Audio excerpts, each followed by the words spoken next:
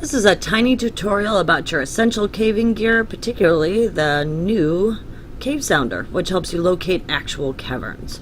So when you're starting out new in the game, you're ready to go adventuring, you want to kill some monsters, you want to see some caves. Absolute essentials are the grappling hook. That is going to allow you to attach to things and avoid falling to your death. It's also useful for travel just on the surface.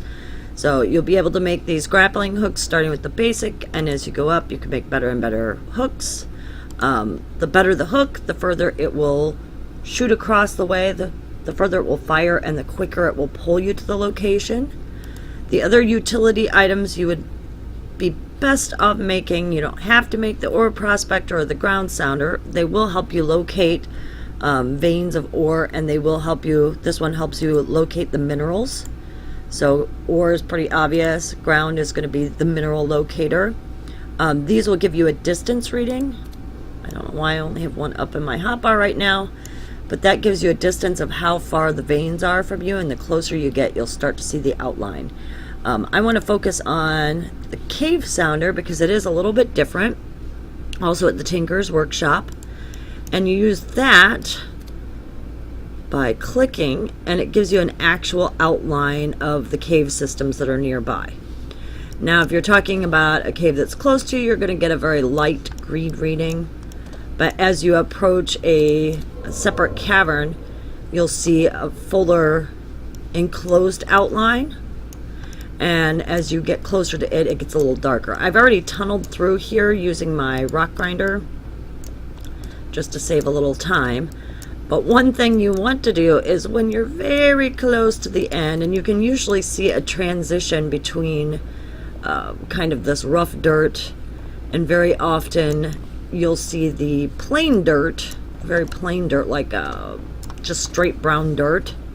When you're in between caverns, you want to slow down because you can drop to your death very easily, especially on the tier 5 caves, the lowest level caves, because that's often where the huge caverns are.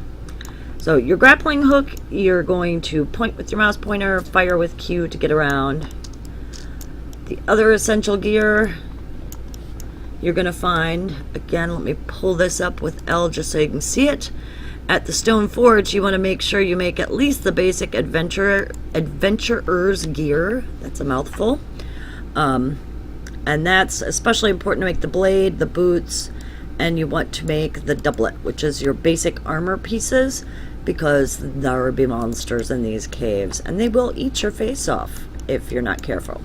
So you want to make those, and when you get close to a monster, you'll notice that if you equip your weapon, you're going to go into a different camera view. The circle here in the center is what you want to line up with to attack a monster. Let's see if I can find a monster around a corner here. I think somebody was in here ahead of me, so I think I'm monsterless. Anyway, you line this up. When you are within range, you're going to get a red outline or a red color change in that circle. Alright? This is all skill-based combat. It's not F1, F2, F3, cycle through a bunch of keys. You do need to use your WSAD to do your kind of dodging and so forth, or you will die fast.